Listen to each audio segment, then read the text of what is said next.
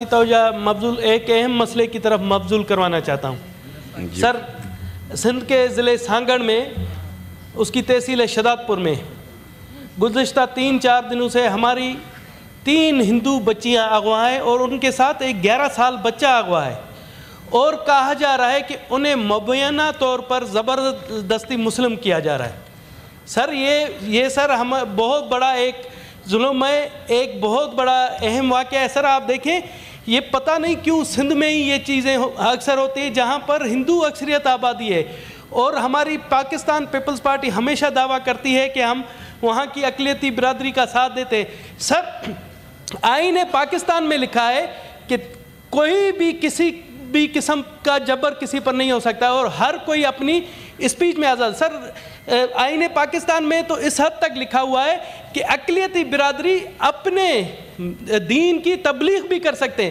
سر، کیا ہم اپنے دین کی یہاں تبلیغ کر سکتے ہیں؟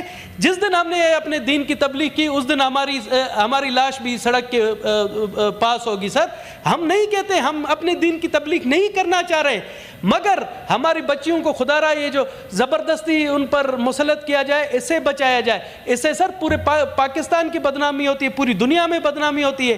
آپ نے دیکھا کہ جب انڈیا پاکستان کے کرائسس تھے، جنگ تھی، تو پاکستان کی ہندو برادری صف اول پر تھی، اور پاکستان کی ہندو برادری نے کہا کہ یہ ہماری زمین، سرزمین ہماری ماں ہے، اگر مودی بھی اس سرزمین کی طرف دیکھا گیا تو اس کی ہم آنکھ نکالیں گے۔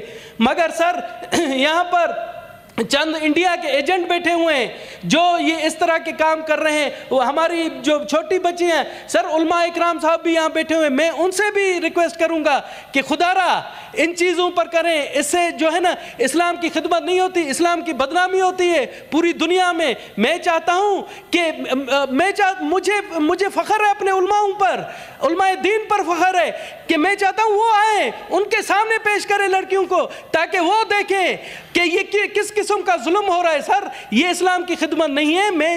میرے محترم بیٹھے ہوئے ہیں، انہوں نے ہمیشہ مجھے محبت دی، مجھے اولیت دی، مگر سر آپ حیران ہوں گے، میں بتاؤں ایک 11 سالہ بچہ بھی ہے اس میں، اور اسے کہا جا رہا ہے کہ جی اسلام قبول کر لے۔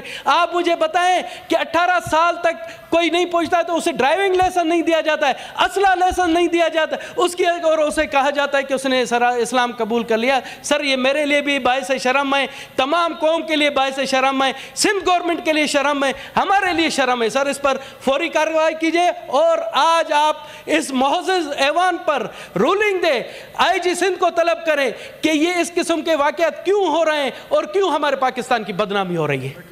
میری وقار میدی صاحب